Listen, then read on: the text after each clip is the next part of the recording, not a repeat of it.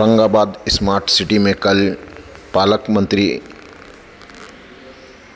की अध्यक्षता में एक मीटिंग रखी गई, जहां आमदार प्रदीप जायसवाल भी मौजूद थे। इस मीटिंग में शिवसेना प्रमुख बाळासाहेब ठाकरे के पुतले को आर्किटेक्टों ने बनाकर लाया है। 8 पुतले, जिनमें से एक पुतले को फाइनल करने के लिए ये मीटिंग रखी गई थी। जो पुतला फाइनल किया गया वो जल्द ही MGM के गार्डन में लगाया जाने वाला है और ये फैसला कल लिया गया मीटिंग में।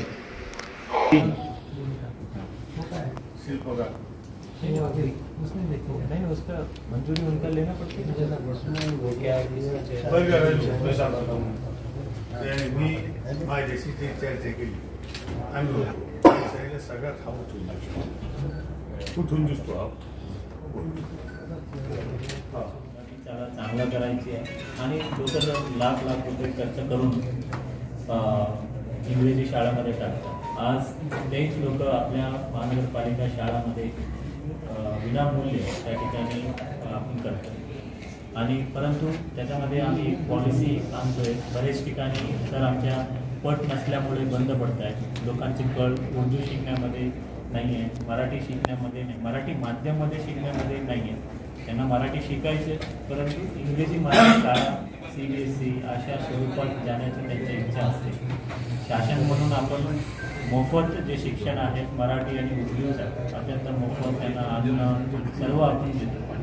आता या इंग्रजी माध्यम सुरू केल्यानंतर बरेच नगरसेवकांचं बऱ्याच लोकांची मागणी आहे। ज्या ठिकाणी शाळा बंद पडत आहेत तिथं इंग्लिश मीडियम सुरू करावं असे हे असतात। सेमी इंग्लिशकडे सुद्धा जास्त कल नसतात आणि म्हणून ज्या ज्या ठिकाणी शाळा बंद पडलेल्या आहेत किंवा ज्या ठिकाणी मागणी आहे, काही भाग सदन होऊन गेले, त्या सदन भागामध्ये त्या आपण इंग्रजी माध्यम आपण सुरू केलेले आहे। ज्या 30 संख्या प्रत्येक वर्षी आपण घेतो, परंतु जवळपास त्या 30 सीटासाठी जवळपास 300-400 अर्ज लोकांनी करतात।